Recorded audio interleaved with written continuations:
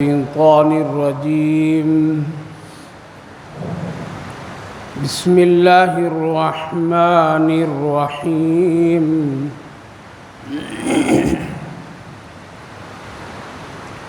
وإذ قالت الملائكة يا مريم إن الله اصطفاك وطهرك واصطفاك على نساء العالمين. يا مريم اقنتي لربك واسجدي واركعي مع الراكعين. ذلك من أنباء الغيب نوحيه إليك وما كنت لديهم إذ يلقون أقلامهم أيهم يكفل مريم وما كنت لديهم إذ يختصمون. إذ قالت الملائكة يا مريم إن الله يبشرك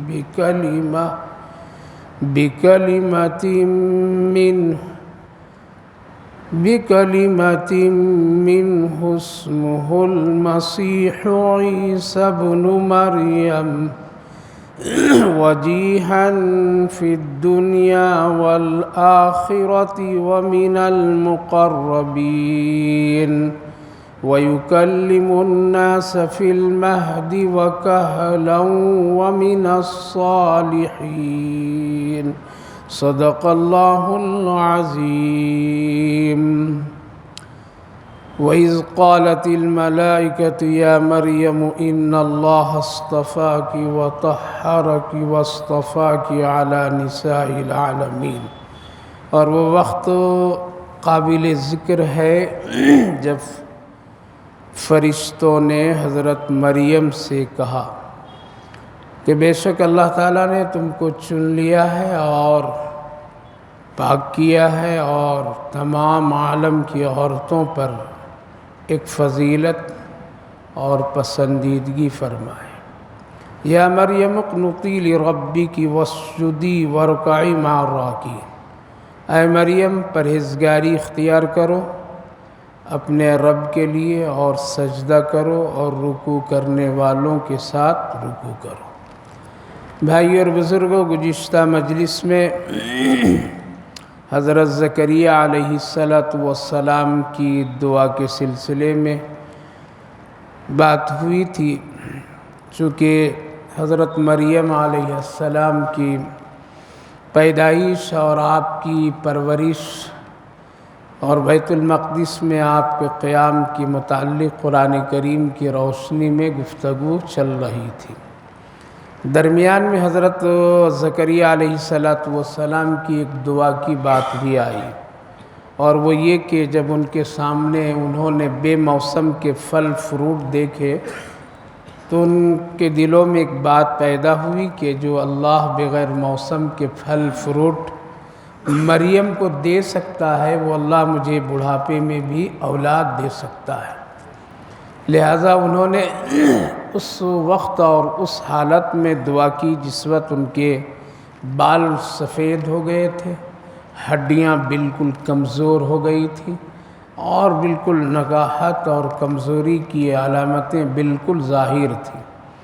یوں کہہ لیجئے کہ وہ وقت تھا جس وقت میں دنیا میں اولاد ہونے کا کوئی بظاہر نظام اور کوئی اصول اللہ نے جو بنایا وہ نظر نہیں آ رہی تھی. لیکن دعا کیے تو اللہ تعالیٰ نے ان کو حضرت یحییٰ نام کا ایک لڑکا دیا جو بعد میں وہ پیغمبر بنے. اس پر بڑی تفصیل کے ساتھ میں نے عرض کیا تھا. اصل جو عنوان ہے وہ حضرت مریم کے سلسلے میں. اب وہ اصل بات اللہ تعالیٰ یہاں سے شروع فرما رہا ہے.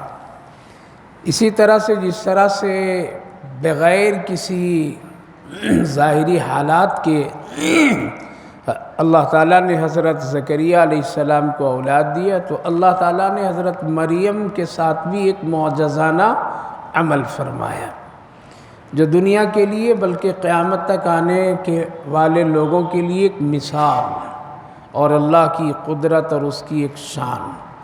پہلے تو حضرت مریم علیہ السلام کی فضیلت، اللہ تعالیٰ نے فرمایا کہ مریم ہم نے تم کو چنا ہے اور تیرے لیے ایک پاکیزگی اور طہارت کی حالت پیدا کی ہے، یعنی عام لوگوں کے ساتھ جو گناہوں کی ناپاکی اور دنیاوی حالات میں جو چیزیں وہ تم سے میں نے الگ نمایاں کر دیا ہے، یعنی لوگ جو گناہوں سے ناپاک ہو جاتے ہیں اور ایک عورت کی بھی کسی عمل کی وجہ سے بے حیائی کے راستہ اختیار کر لینے کی وجہ سے جو ناپاکی اس میں لگ جاتی ہے، ان تمام چیزوں سے میں تم کو پاک صاف بنا دیا ہے، یعنی گویا کہ اللہ اپنی حفاظت میں ان کو لے لیا۔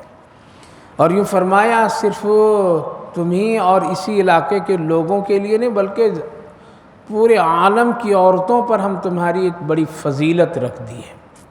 علماء مفسرین فرماتے ہیں کہ اللہ کے رسول صلی اللہ علیہ وسلم نے فرمایا تمام عورتوں میں سب سے زیادہ افضل حضرت خدیجۃ الکبریٰ رضی اللہ عنہ، حضرت ام المومنین عائشہ صدیقہ رضی اللہ عنہا کا درجہ ہے، یعنی تمام عورتوں میں ان دونوں کی ایک بڑی فضیلت اور بہت بڑا مقام۔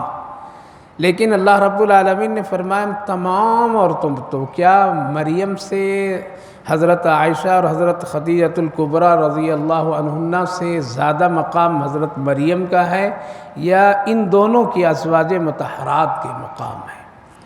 جواب میں علماء کرام فرماتے ہیں کہ حقیقت یہ کہ اس وقت کے حالات کے اعتبار سے اللہ نے ان کو مقام دیا تھا، اس وقت میں یقیناً ان کے مقابلے میں کوئی اور عورت نہیں ہو سکتی، لیکن اس امت کے اعتبار سے جو مقام حضرت خدیجۃ الکبریٰ رضی اللہ عنہا کا ہے، حضرت ام المومنین عائشہ صدیقہ رضی اللہ عنہا کا ہے، وہ مقام دوسری اور کسی قوم اور کسی اور لوگوں کے لیے نہیں ہے۔ تو اس وقت کے حساب سے اور اس وقت کی نوعیت سے ان کا مقام بڑا تھا، ان حالات اور اس امت کے اعتبار سے ان کا مقام الگ ہے۔ دوسری بات فرماتے ہیں کہ ایک الگ الگ خوبیاں ہوتی ہیں لوگوں کی، الگ الگ ایک پہچان ہوتی ہے۔ حضرت مریم علیہ السلام کی جو خوبی اور ان کا مقام جو اللہ نے بیان فرمایا ہے وہ اس معنی کر کہ آپ ایک پیغمبر کے نبی ہیں، تو ماں ہونے کی حیثیت سے آپ کا مقام الگ ہے، اور حضرت ام المومنین خدیجۃ الکبریٰ رضی اللہ عنہا اور حضرت ام المومنین عائشہ صدیقہ رضی اللہ عنہا یہ نبی کی بیوی ہے، تو بیوی ہونے کی حیثیت سے ان کا مقام زیادہ ہے، ماں کی حیثیت سے ان کا مقام ہے، اور بیوی ہونے کی حیثیت سے یہ نبی کی بیویاں ہیں اور وہ نبی کی ماں ہیں، تو دونوں کے الگ الگ درجے اور الگ الگ خوبیوں کے اعتبار سے مقام الگ الگ ہے۔ لہذا حضرت مریم ایک بہت ہی پاکیزہ، محترم اور ہم سب کے لیے اور پوری امت کے لیے ایک بہترین پاکیزہ خاتون ہے جو حضرت عیسیٰ علیہ السلام کی والدہ کہلاتی ہے۔ ان کے ساتھ اللہ رب العالمین نے خاص ایک الگ الگ نوعیتوں کے ایک معجزے کے طور پر میں ظاہر فرمایا ہے، اور یہی سب سے بڑی بات ہے کہ اللہ نے حضرت عیسیٰ علیہ السلام کو ان کے بطن سے پیدا کیا، لیکن پیدائش ان کی عام لوگوں کی طرح نہیں بلکہ ایک انوکھے انداز میں ان کی پیدائش ہوئی، اور یوں کہہ لیجئے بغیر باپ کے یہ پیدا ہوئے ہیں۔ اللہ تعالیٰ دونوں تینوں حالات دکھاتے ہیں کہ جب پیدا کرنا چاہا تو نہ باپ ہے نہ ماں ہے، اور حضرت آدم آ گئے۔ جب اللہ نے پیدا کرنا چاہا حضرت حوا کو تو یہاں پر کوئی بھی نہیں ہے، بس ایک مرد کی پسلی سے حضرت حوا آ جاتی ہے۔ جب اللہ نے پیدا کرنا چاہا تو یہاں باپ نہیں ہے، مرد نہیں ہے، لیکن ایک عورت کے بطن سے حضرت عیسیٰ علیہ السلام آ جاتے ہیں۔ تو اللہ کی شان و قدرت ہے، وہ کسی چیز کا محتاج نہیں ہے، وہ کبھی سب کچھ ہونے کے باوجود بھی اولاد سے اللہ محروم کر دیتا ہے۔ تو اللہ نے فرمایا مریم ہم نے تم کو چن لیا ہے، اس لیے ہم سب کا یہ عقیدہ ہے کہ بڑی پاکیزہ خاتون ہے، کیا ہے؟ بہت ہی محترم خاتون ہے، ایک پیغمبر کی ماں ہے۔ ان کے شان میں مسلمانوں کو بھی کسی طرح سے کوئی گستاخی کرنے کا حق نہیں ہے۔ اگر کوئی گستاخی کر دے یہ سمجھ کر کے کہ مریم علیہ السلام سے تعلقات زیادہ عیسائی حضرات کے ہیں لہذا ہمارا ان سے کوئی لینا دینا نہیں، ایسا نہیں ہے، بلکہ ان کا احترام، ان کی عزت کرنے کا حکم اللہ بھی دیا ہے، اور ساتھ ساتھ ہم سب کے آقا رسول اللہ صلی اللہ علیہ وسلم نے بھی فرمایا ہے۔ اللہ نے فرمایا ہے مریم تم اطاعت اور فرما برداری کرو، اپنے رب کی بات مان کر کے چلو، کسی اور کی بات مت چلو، وسجدی نماز پڑھو، سجدہ کرو، رکوع کرنے والوں کے ساتھ رکوع کرو۔ یہ پتہ چلا یہ کہ اس وقت کے حالات کے اعتبار سے عورتیں جماعت کے ساتھ نماز جو بھی ہے پڑھتی تھی، تبھی تو رکوع کرنے والوں کے ساتھ میں کیا ہے رکوع کرو، لیکن اب یہ نہیں ہے۔ یہاں تک کہ رسول اللہ صلی اللہ علیہ وسلم کے زمانے تک کہ یہ سلسلہ رہا، اور ابھی بھی موقع اور حالات کے اعتبار سے ہے، لیکن عمومی حکم عورتوں کو جماعت میں شرکت اور جماعت میں شریک ہو کر کے مردوں کے ساتھ عام حالات میں نماز پڑھنے کا حکم نہیں ہے۔ مجبوری ہے، کوئی ایسا خاص مقام ہے جیسے حرمین شریفین ہے، یا سفر کی کوئی ایسی حالات ہے تو ایک الگ نوعیت ہے، لیکن اس کے لیے باضابطہ مساجد میں اہتمام کرانا اس کے لیے گنجائش نہیں ہے۔ وَارْكَعِي مَعَ الرَّاكِعِينَ۔ پتہ چلا کہ نماز ایک ایسی چیز ہے، سجدہ ایک ایسی چیز ہے کہ آدمی کو اللہ کی اطاعت اور فرما برداری سے یہ چیزیں قریب کر دیتی ہے۔ لہٰذا کوئی آدمی نماز چھوڑ کر کے نیکی کا بہت بڑے بڑے دعوے کر لے پھر بھی وہ کمزور ہے، کیا ہے؟ وہ کمزور ہے، اس لیے کہ نماز اللہ کے نزدیک سب سے زیادہ اہم عبادت ہے، اسی لیے بار بار اس کی تاکید کی گئی ہے۔ ذَلِكَ مِنْ أَنْبَاءِ الْغَيْبِ نُوحِيهِ إِلَيْكَ وَمَا كُنْتَ لَدَيْهِمْ إِذْ يُلْقُونَ أَقْلَامَهُمْ۔ حضرت مریم کی جب پرورش کی بات آئی تو اللہ تعالیٰ فرمائے رسول اللہ صلی اللہ علیہ وسلم آپ کو یہ غیب کی باتیں ہم بتا رہے ہیں، اس سے پہلے کسی کو معلوم صحیح بات نہیں تھی۔ ان میں سے ایک بات یہ تھی کہ جب ان کی پرورش کی بات آئی تو ہر ایک آدمی حضرت مریم کی پرورش اور کفالت کے لیے تیار، ہم لیں گے، ہماری ذمے میں دے دیجئے، ہم اس کے کھانا پینا رہنے سہنے کے انتظام۔ حضرت زکریا علیہ السلام دعوے دار تھے اور یہ کہہ رہے تھے کہ نہیں میں خالوں رشتے کے اعتبار سے اس لیے اس بچی کی پرورش اور کفالت میرے ذمے میں دیجئے، لیکن بہت سارے لوگ دعوے دار تھے، تو پھر کیا وہ قرآن اندازی ہوئی، کیا ہوئی؟ قرآن اندازی۔ قرآن میں اللہ رب العالمین نے نام کس کا نکالا؟ حضرت زکریا علیہ السلام کا، لہٰذا ان کے حق میں یہ چیزیں، تو اللہ نے فرمایا میرے محبوب یہ غیب کی باتیں ہیں، کیا ہے؟ جو آپ کو بھی اس کی خبر نہیں تھی، اب آپ کو خبر ہو رہی ہے۔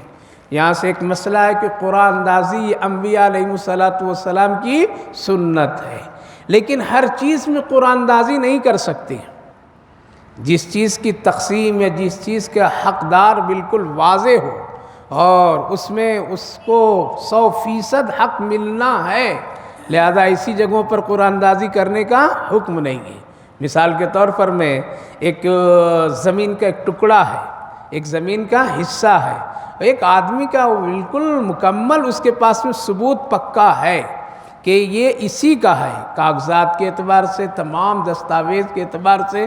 اب اگر کوئی غلط طریقے سے کوئی دعوے دار ہو جائے تو وہاں یہ نہیں کہا جائے کہ قرآن اندازی کر کے دیکھو اور یہاں اس کو فیصلہ کریں گے، نہیں، بلکہ یہاں پہ قرآن اندازی کرنے کا حکم نہیں ہے۔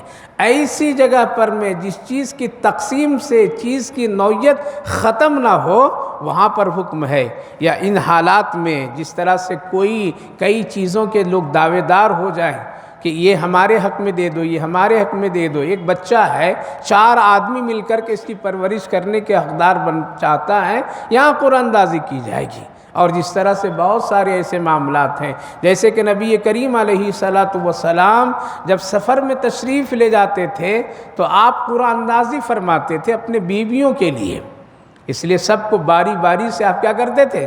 سفر میں لے جاتے تھے.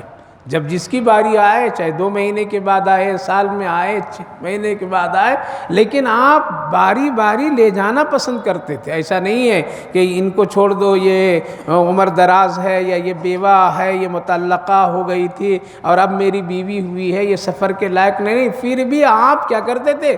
پوچھتے تھے. اور اگر اس میں کوئی 2-3 دعوے دار ہو جائے کسی طرح سے، تو آپ پھر قرآن نازی فرماتے تھے.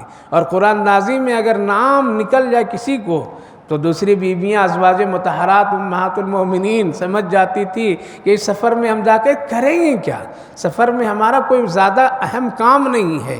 لہٰذا کہتی تھی یا رسول اللہ، نام تو ہمارا نکلا ہے لیکن ہم اپنی باری کیا کرتے ہیں؟ حضرت عائشہ صدیقہ کو دے دیتے، تاکہ وہ کیا ہیں؟ ذہین ہیں، وہ ابھی صحت مند ہیں اور وہ سفر کے لائق ہیں. آپ کے ساتھ ان کا وقت زیادہ گزرے گا تو کیا ہے؟ وہ دین زیادہ آپ سے سیکھ لیں گی، اور دین جب وہ زیادہ سیکھیں گی تو پھر کیا ہوگا؟ امت کو زیادہ فائدہ ہوگا. لہٰذا اپنی باری سے اعتبار سے کیا ہے؟ حضرت ام المومنین کے حوالے لوگ کر دیں. اللہ کے رسول خوش ہوتے تھے اور نیت یہ ہوتی تھی کہ یہ زیادہ دین سیکھیں. لہٰذا حضرت ام المومنین رضی اللہ عنہا، عائشہ صدیقہ رضی اللہ عنہا سے زیادہ عورتوں کے مسائل اور بہت سارے جو تنہائیوں کے مسائل ہیں انہی سے زیادہ ثابت ہے، کیونکہ رسول اللہ صلی اللہ علیہ وسلم کے ساتھ وہ زیادہ سفر کیا کرتی تھی. تو میرے بھائیو بزرگوں، قرآن اندازی یہ کیا ہے؟ یہ ایک سنت ہے، لیکن وہ علماء سے وقت پر پوچھنا چاہیے اس میں قرآن اندازی کریں یا نہیں کریں، اس میں کریں یا نہیں کریں. خیر، وَإِذْ قَالَتِ الْمَلَائِكَةُ يَا مَرْيَمُ، اے مریم، فرشتہ جب آیا، کون؟ حضرت جبریل علیہ السلام، آ کر کے کہنے لگے اے مریم، بے شک اللہ نے تمہارے لیے ایک خوشخبری دی ہے، اور وہ ایک کلمے کی خوشخبری ہے. کلمے سے مراد یہاں اللہ کا ایک حکم اور ایک روح، یعنی ایک بچے کی بشارت تجھے دی جا رہی، کلمہ. اس کا نام بھی اللہ نے رکھ دیا. کیا رکھ دیا؟ اس کا نام مسیح عیسیٰ ابن مریم، وجیہاً فی الدنیا والآخرہ. دنیا اور آخرت میں یہ بہت ہی بامقام آدمی ہوگا. ایسا بچہ ایک دینے جا رہا ہوں. ایسے بچے کی خوشخبری ہے مریم، اللہ کی طرف سے. کون دے رہا؟ حضرت جبریل علیہ السلام، من المقربین، اور وہ بہت ہی مقرب لوگوں میں ہوگا. حضرت مریم یہ سنی تو پریشان ہو گئی. اچھا، میرا تو ابھی کوئی نکاح بھی نہیں، میرے ساتھ کوئی معاملہ نہیں، لہذا یہ بچہ ہوگا کیوں، کیسے، کیا کر؟ یہ سوالات ان کے لیے. یہاں رک کر کے چند باتیں. پہلی بات تو اللہ نے فرمایا کہ اے مریم کو خوشخبری دو، لیکن بکلمۃ منہ، کلمے سے. کلمے کے مراد کہ اللہ رب العالمین کا حکم ہوتا ہے کن، ایک چیز ہو جا، یہ کلمہ ہوا نا، وہ چیز ہو جاتی ہے. کن فیکون، ایک چیز مت ہو تو نہیں ہوتی ہے. تو یہ جو جملہ، یعنی اے مریم ہم کہیں گے کہ تجھ سے ایک بچہ ہو جائے تو فوراً ہو جائے گا. دنیا کی حالات کے اعتبار سے وہاں سوچنے کی ضرورت نہیں ہے کہ 1 سال دیکھ کر کے لڑکا لڑکی کو چھوڑ دیں گے، پھر وہ تمام مرحلے گزریں گے، پھر شکرانہ، ہلدیانہ، رسماً سب کچھ ہوگا، پھر نکاح ولیمہ سب ہوگا، رخصتی ہوگی، پھر ایک وقت لگے گا، تب کہیں جا کر کے بچہ پیدا ہوگا. نہیں، بلکہ یہ بچہ جو ہوگا بکلمہ، میرے ایک حکم سے ہو جائے گا. کیا ہوگا جائے؟ میرے ایک حکم سے، ہم پھونکیں گے ہو جائے گا. جیسے مٹی کا پتلا حضرت آدم علیہ السلام کا تیار ہوا اور فرشتوں نے کہا کہ پروردگار سب بالکل ٹھیک ہو گیا، کہا کہ ٹھیک ہے، میرا کام ہے. لہذا اللہ نے ایک پھونک ماری، وَنَفَخَ فِيهِ مِن روح، تو زندہ ہو گئے حضرت آدم علیہ السلام. یہی حکم ہے بچوں کے سلسلے میں. جب خون سے خون جب لوتھڑا بنتا ہے، گوشت بنتا ہے، ہڈیاں لگتی، انسان کے شکل بن جاتے ہیں، 4 مہینے میں سارا ڈھانچہ تیار ہو جاتا ہے، آنکھ کان سب کچھ جسم کے اعضاء تیار ہو جاتے ہیں، مرحلے میں. اس کے بعد فرشتے کہتے ہیں پروردگار یہاں تک ہو گئی، اب 4 ماہ گزرتے ہیں اس میں. تو اللہ تعالیٰ فرماتا ہے اب میرا کام ہے، اور آپ ایک حکم دیتے ہیں، بچہ پیٹ میں زندہ ہو جاتا ہے. سوال یہ پیدا ہوتا ہے کہ وہی کام اللہ رب العالمین ماں کے پیٹ سے باہر آنے کے بعد میں وہ کام کر دیتا، زندہ ہو جاتا؟ چونکہ ایک بچہ جب ماں کے پیٹ میں زندہ ہوتا ہے تو ظاہر ہے کہ ذرا حرکت بھی کرتا ہے، تو ماں کو تکلیف بھی ہوتی ہے، ذرا پریشانیاں ہوتی ہیں، لیکن اگر یہ باہر ہو کر کے ہوتا تو کتنا آرام ہوتا؟ نہیں، اللہ کو قدرت دکھانی ہے، کیا ہے؟ اللہ کو اپنی شان دکھانی ہے، اپنی قدرت دکھانی ہے، اس لیے کہ تم روزی رزق کے لیے پریشان مت ہونا، ہم تجھے ماں کے پیٹ میں بھی زندہ رکھ سکتے ہیں تو باہر بھی زندہ رکھ سکتے ہیں۔ تو اللہ رب العالمین اپنی قدرت اور شان دکھانے کے لیے ایک انسان کو ماں کے پیٹ میں زندہ رکھتا ہے، پھر بعد میں اللہ رب العالمین زندہ نکال کر کے پھر اس کی نشو و نمائی فرماتا ہے۔ تو یہ بکلمتین کے مطلب یہ ہے کہ ہم حکم دیں گے، ہو جائے گا، سوچنے کی ضرورت نہیں کیسے ہوگا کیا ہوگا۔ جیسے آگے اللہ نے فرمایا فَإِنَّمَا يَقُولُ لَهُ كُن فَيَكُونُ، پریشان مت ہو کہ ہمارا نکاح نہیں ہوا، ایسا نہیں ہوا، دنیاوی نظام کے تحت میں ہمارے ساتھ میں کوئی معاملات نہیں ہوئے ہیں تو ہوگا کیوں کر بچہ؟ تو اللہ نے ایک جملہ یہ فرما دیا کن فیکون، میرا کام تو بس کن فیکون میں ہوتا ہے، اللہ کی یہ شان ہے، ہو جا ہو جا، نہیں تو نہیں۔ اگر یہ زمین آسمان جتنے بڑے ہمارے اور آپ کے سامنے نظر آ رہے ہیں، اس کو توڑنے خراب کرنے میں، اس کو درم برم کرنے کے لیے کوئی زیادہ کچھ نہیں، بس ایک حکم اللہ کا، اے اسرافیل پھونک دے، کیا ہو گیا؟ پہلے پھونک میں سب دھڑ دھڑ دھڑ دھڑ دھڑ دھڑ ختم ہو جائیں گے، اے اسرافیل پھونک، ایک پھونک میں پھر سب انسان کیا ہوں گے؟ زندہ۔ تو اللہ کے ایک کلمے پر یہ پوری دنیا ٹکی ہوئی، کیا ہے؟ آج ہم جتنا بھی کچھ سمجھ لیں کہ ایسا ہے ویسا ہے، لیکن کتنی ہے دنیا کی حقیقت؟ کن فیکون، کن فیکون۔ تو اللہ تعالیٰ نے فرمایا مریم میرا حکم یہ ہے بکلمہ، ہم ایک کلمہ کہیں گے بچہ ہو جائے گا، پریشان ہونے کی ضرورت نہیں۔ لہذا اللہ تعالیٰ نے فرمایا اس بچے کی صفت، اوصاف، اس کے کمالات وجیح ہوگا۔ وجیح کے مطلب ایک بہت ہی بارونق، وجیح کے مطلب اس کے نبوت کی کیفیت دوسروں کے لیے وہ کیا ہوگا؟ ایک نمونہ ہوگا، لوگ دیکھیں گے تو دیکھتے رہ جائیں گے، لوگ اس کی طرف قریب کھینچ کر کے آئیں گے۔ وجیح کے مطلب اس کے اوصاف بڑے اچھے عمدے با اخلاق ہوں گے۔ لہذا یہ سب وجیح کے درمیان میں، اور یہ دنیا میں بھی اور آخرت میں بھی۔ اور خاص بات یہ وَيُكَلِّمُ النَّاسَ فِي الْمَهْدِ وَكَهْلًا وَمِنَ الصَّالِحِينَ، یہ بچہ جس کا نام عیسیٰ، یعنی جو بچہ ہم تم کو دیں گے، اس کی دو خاص بات، وَيُكَلِّمُ النَّاسَ فِي الْمَهْدِ، وہ ماں کے پیٹ ہی میں بولنا شروع کر دے گا۔ مہد کہتے ہیں کہ گود میں جس وقت بچے دودھ پیتے ہیں، کیا پیتے ہیں؟ دودھ پیتے ہیں، پیدائش کے بعد فوراً بولنا شروع کر دیں گے، اس کو مہد کہتے ہیں۔ اللہ کے رسول صلی اللہ علیہ وسلم نے فرمایا علم حاصل کرو ماں کے گود سے لے کر کے قبر تک، من المہد الی اللحد، اطلبوا العلم من المہد الی اللحد، یعنی ماں کے پیٹ سے مہد، وہاں سے لے کر کے قبر تک کے علم دین کا سلسلہ جاری رہتا ہے، یہاں تک سیکھتے رہو۔ لہذا اس بچے کی خاص خوبی یہ ہے کہ گود ہی میں بولنا شروع کرے گا۔ عام طور میں بچوں کو بولنے کے لیے کتنے دن لگتے ہیں؟ کم سے کم 2 سال 2.5 سال دودھ پینے کی مدت میں بچہ بولتا ہے، تب جا کر کے اس کی زبان کھولتی ہے، تب وہ جا کر کے صحیح الفاظ یعنی تلفظ کرنے لگتا ہے۔ لیکن حضرت عیسیٰ علیہ السلام کی پہلی بات یہ ہے کہ وہ گود ہی میں بولنے لگے۔ جب حضرت عیسیٰ علیہ السلام کو اللہ نے پیدا کیا تو حضرت جبریل علیہ السلام فرمائے مریم آؤ یہاں پر، لے گئے اس کو ایک ٹیلے پر، وہاں ایک کھجور سوکھا ہوا، برسوں سے اس میں کھجور پتیاں بھی نہیں، کھجوریں بھی نہیں، ایک تنا کھڑا ہے، فرمایا اس میں ٹیک لگا کر بیٹھ جاؤ، بیٹھ گئی۔ حضرت عیسیٰ علیہ السلام کی پیدائش ہو گئی، پانی فوراً اللہ نے وہاں ایک پتھر سے جاری کر دیا، وَآوَيْنَاهُمَا إِلَىٰ رَبْوَةٍ ذَاتِ قَرَارٍ مَّعِينٍ، اللہ فوراً نے پانی کا انتظام کیا۔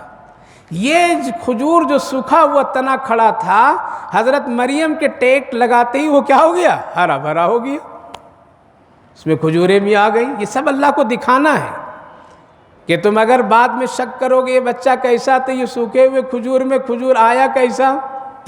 اگر تمہارے دل میں یہ شک ہو کہ یہ کیسا، تو یہ پتھر سے پانی کا نکلنا کیسا؟ جب ہم پتھر سے پانی نکال سکتے ہیں، سوکھے ہوئے کھجور سے کھجور پیدا کر سکتے ہیں، ان کو ہرا بھرا کر سکتے ہیں، تو یہ بھی ہم کر سکتے ہیں، بغیر باپ کے بیٹا بھی پیدا کر سکتے ہیں۔ لہذا فوراً کھجوریں، کتنی چیزیں ملی؟ کھجور۔ حکم ہوا اے مریم کھجور بھی کھاؤ، بچے کو بھی کھلاؤ، کیا کرو؟ پانی بھی پیو۔ لہذا یہ دو قدرتی غذا ہے اس وقت کے لیے جس وقت میں ولادت کا وقت ہو، ولادت کے وقت ہو۔ لہذا یہ ایک معجزہ ہے حضرت مریم کے لیے، حضرت عیسیٰ علیہ السلام کے لیے، سوکھا ہوا کھجور سے کھجوریں آنا، پتھر سے پانی کا نکلنا۔ لیکن یہ سارے معجزات ہم سب کے آقا حضرت محمد الرسول اللہ صلی اللہ علیہ وسلم کے لیے بھی اللہ نے کر کے دکھائے۔ آپ بھی پتھر میں مارے، چشمہ نکل گیا۔ آپ ایک موقع پر حضرت علی کو دیکھا بھوکا ہوا، کہا چل میرے ساتھ، آپ لے کر گئے، ابو ہریرہ بھی تھے ساتھ میں، لے کر کے گئے، اور آپ دور سے کہا کہ علی جا اس کھجور کو ذرا ہلاؤ، وہاں سے کھجوریں گرے گی۔ گئے حضرت علی رضی اللہ عنہ، حضرت ابو ہریرہ، اور اس کو ہلائے تو کھجوریں گرے، جبکہ وہ سوکھا ہوا پڑا ہوا تھا، بے موسم کا وقت تھا۔ بہت ساری کھجوریں آ گئی، دونوں کھائیں، لے کر کے آئیں۔ اللہ کے رسول صلی اللہ علیہ وسلم نے چند کھجوریں لپیٹ کر کے باندھ کر کے حضرت ابو ہریرہ رضی اللہ عنہ کو دیا، اور یہ فرمایا دیکھنا نہیں کھاتے رہنا، دیکھنا نہیں کھاتے رہنا۔ لہذا وہ کھاتے رہے کھاتے رہے کھاتے رہے، بہت زمانے تک کھاتے رہے۔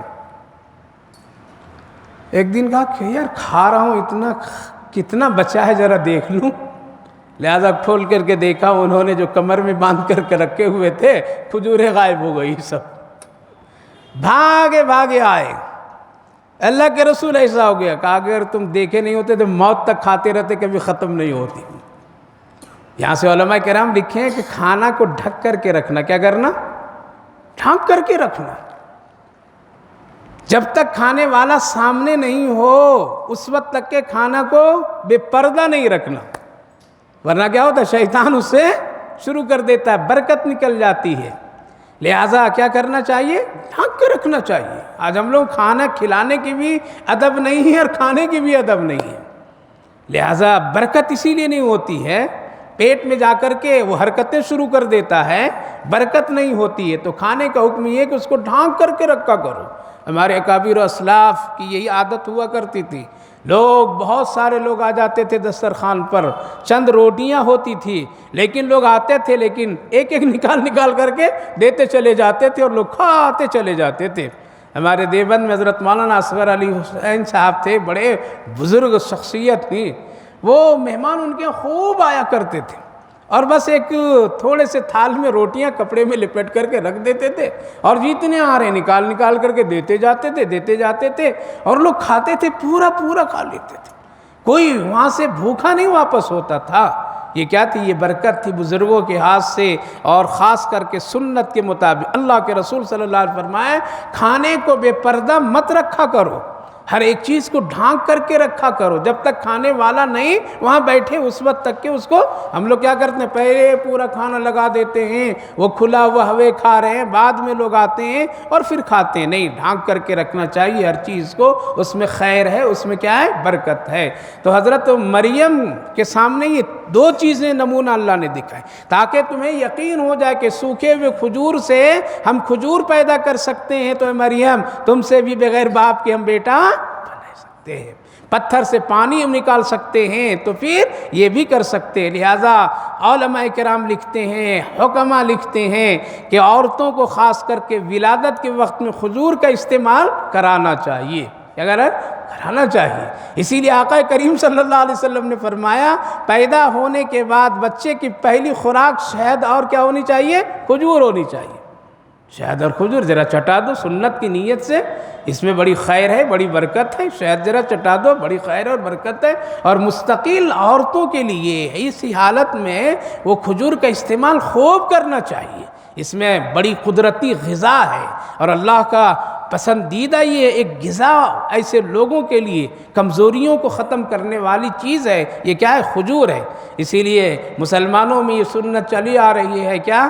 روزے کی حالت میں اب تو سموسہ مقدم ہو گیا، کھجور پیچھے ہو گیا ہے، پہلے لوگ ڈھونڈتے تھے بھائی کھجور سے افطار کریں گے، کیونکہ میرے آقا کی سنت ہے، ہم لوگ بچپن سے دیکھتے تھے، اس کا اہتمام کیا جاتا تھا، کھجور گھروں میں لائے جاتے تھے، اور پہلی غذا جو پہلا منہ میں جو لقمہ لگے وہ کیا ہے؟ افطار کرنے میں وہ کھجور، میرے آقا کی سنت ہے۔ اب سموسے کے چکر میں لوگ پڑ گئے ہیں، کھجور نہیں لیتے جلدی، سموسا کدھر ہے، ڈھونڈا مارا ہاتھ لپیٹ، پہلے لیجئے یہ سنت سے کیا ہو؟ افطار ہو، ایک نوالا ہو، ایک کھجور ہو، آدھا کھجور ہو، لیکن اس سے اہتمام کرنا چاہیے کہ یہ میرے آقا کی سنت ہے اور اس میں بڑی تقویت ہے۔ اسی لیے اہل عرب دیکھیے آج بھی اس کا بڑا اہتمام کرتے ہیں، ان کے دسترخوان پر رمضان المبارک کے موقع پر میں ساری غذائیں اپنی جگہ، لیکن کھجور کو وہ لوگ مقدم رکھتے ہیں، پیش رکھتے ہیں، زیادہ رکھتے ہیں، انواع اقسام کی چیزیں رکھ دیتے ہیں، کھجوروں کی مختلف چیزیں، تاکہ روزے دار مکمل سیراب ہو کر کے کھجور سے فائدہ اٹھا لے۔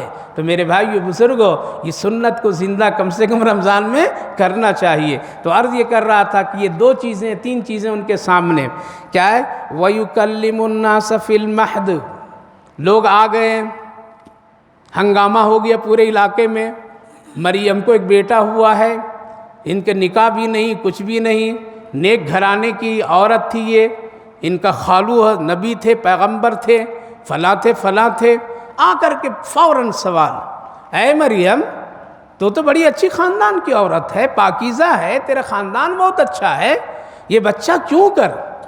تو اللہ تعالیٰ نے فرمایا بولنا نہیں تم، جواب تمہیں نہیں دینا ہے جواب، لہذا اشارہ کر دو اس بچے کی طرف، لیکن زبان سے کچھ نہیں بولنا۔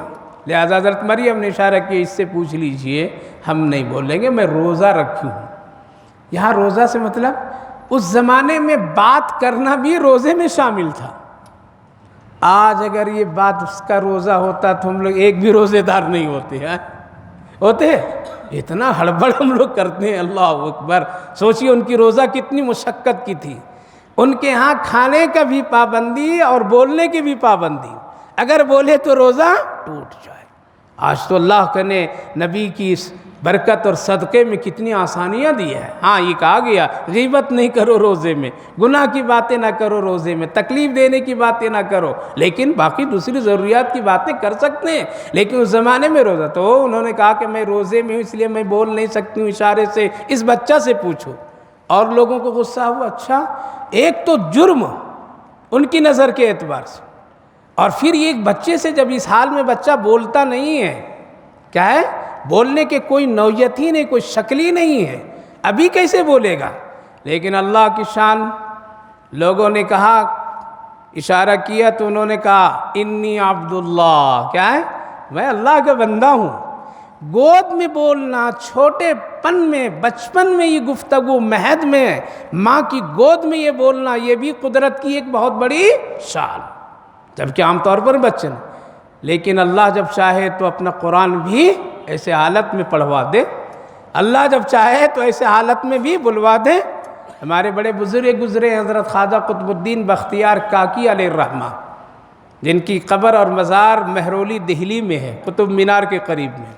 یہ حضرت خواجہ معین الدین اجمیری علیہ الرحمہ کے مریدوں میں، وہ سب ٹکر کے بزرگوں میں، بڑے بڑے بادشاہوں کے یہ سب ولیاں تھے۔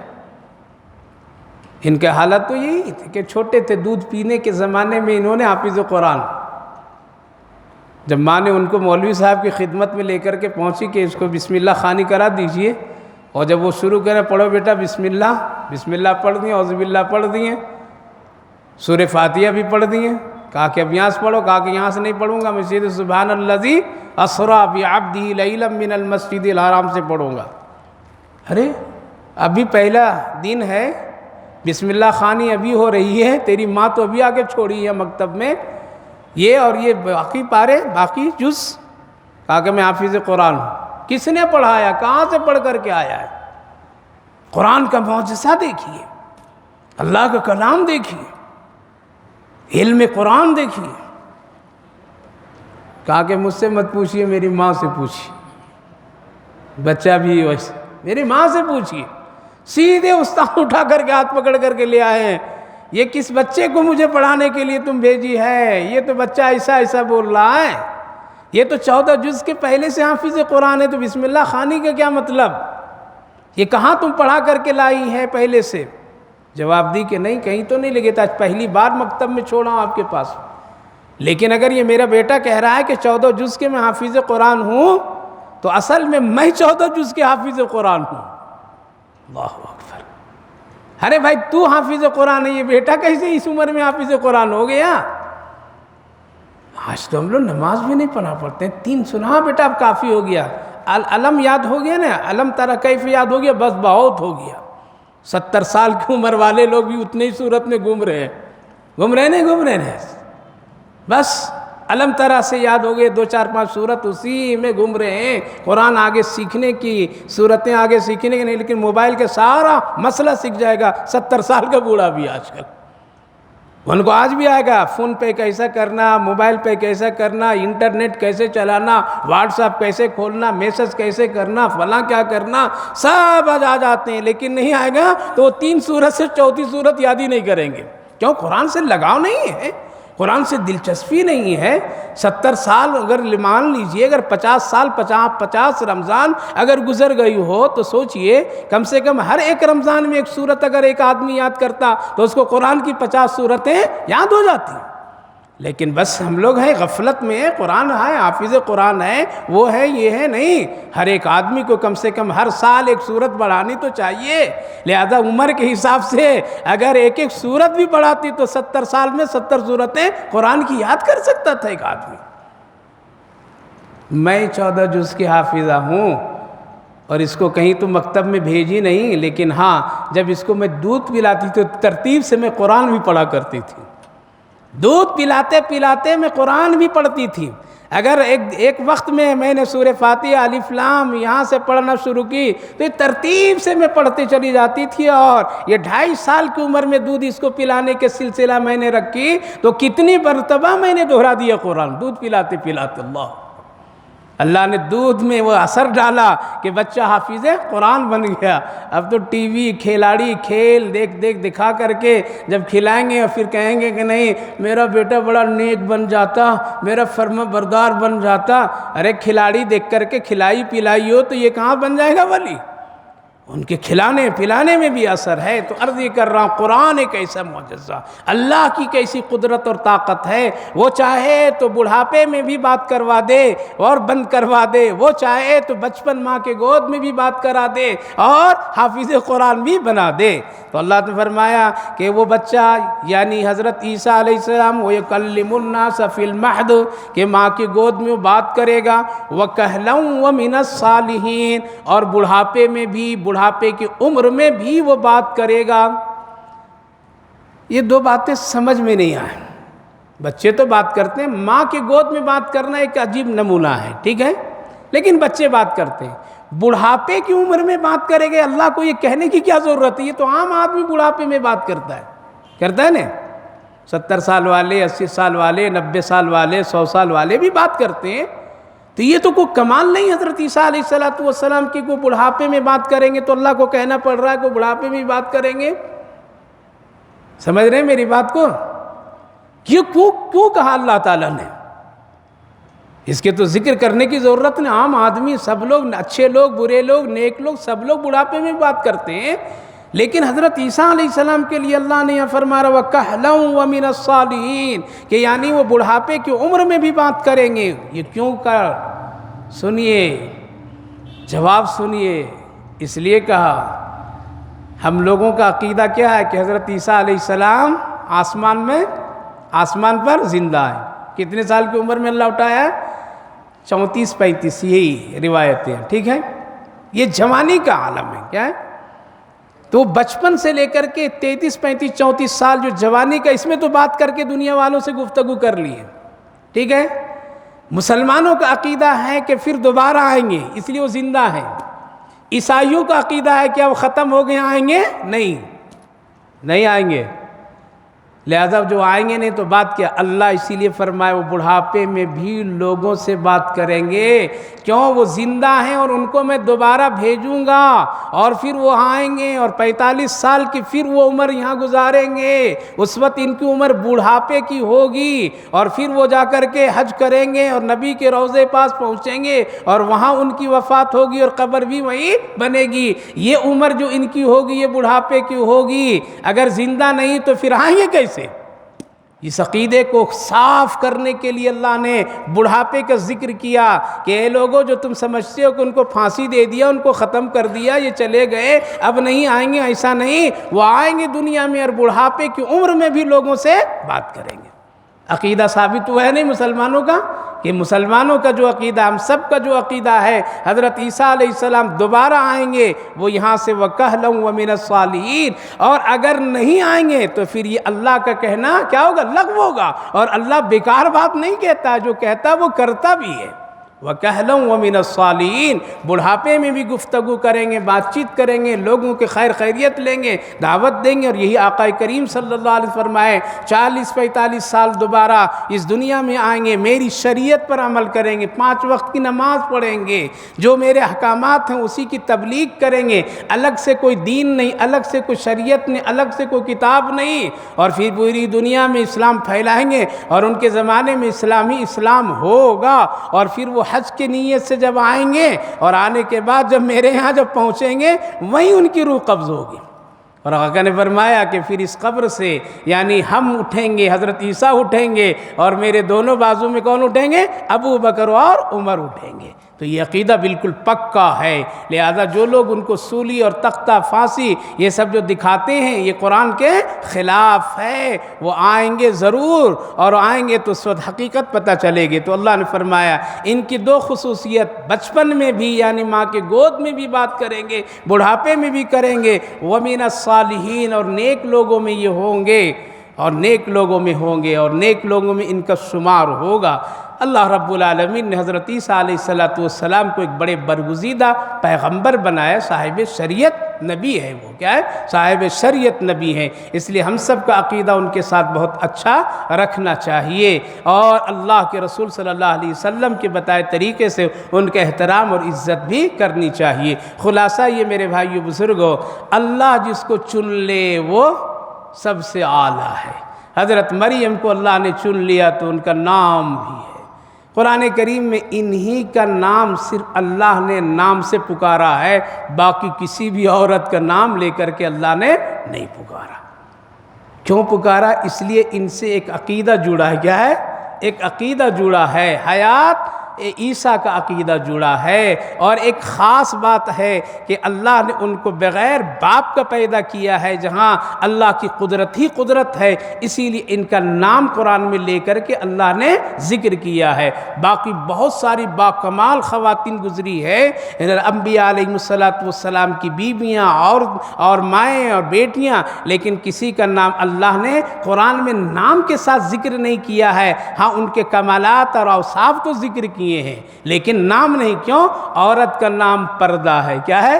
نام بھی اس کے پردے میں، عزت میں اللہ نے رکھ دیا ہے۔ تو میرے بھائیو بزرگو، حضرت مریم ایک بہت ہی باعزت اور باکردار، با اخلاق، امت کے لیے ایک بہترین خاتون نمونے کے طور پر اللہ نے ان کو بنایا، جس سے ہم سب کے عقیدے بھی جڑے ہوئے ہیں۔ دوسری بات، غیب کی بات اور خبر کس کو معلوم؟ صرف اللہ کو معلوم، اللہ کے سوا کسی اور کو نہیں۔ تیسری بات معلوم یہ ہوئی کہ کفالت اگر کسی بچے کے کرنے کی نوعیت آ جائے تو وہاں دیکھا جائے گا کہ جو سب سے قریب ہے اس کا حق زیادہ بنتا ہے۔ چوتھی بات معلوم یہ ہوئی، اللہ نے پوری کائنات کو ایک کلمے پر قائم رکھا، کیا ہے؟ اور وہ کلمہ کیا ہے؟ کن فیکون، کن فیکون۔ پانچویں بات معلوم یہ ہوئی کہ اللہ رب العالمین حضرت عیسیٰ علیہ السلام کو خر کے عادت کیا ہوا؟ ماں کی گود میں کلام کرا دیا، یہ ایک الگ نمونہ ہے اور ایک الگ پہچان حضرت عیسیٰ کی۔ دوسری بات، حضرت عیسیٰ آئیں گے، بوڑھا ہوں گے، بزرگ بنیں گے اور اس زمانے میں بھی بات کریں گے۔ اس سے ہم سب کی عقیدہ ثابت ہوا کہ آسمان سے دوبارہ اللہ ان کو ضرور لائے گا دنیا میں، اور شریعت مصطفیٰ صلی اللہ علیہ وسلم پر عمل فرما کر کے پھر دوبارہ موت ان کی ہوگی، وفات ہوگی، اور پھر وہ اسی طرح سے عام جس طرح سے اللہ کے ایک نظام ہے اسی طرح ان کی تدفین اور قبر بھی بنے گی۔ لہٰذا ہم سب کو اللہ کے حکم پر یقین اور ایمان رکھنا چاہیے۔ اللہ ہمیں بھی اور آپ سبھی کو اس کی توفیق نصیب فرمائے۔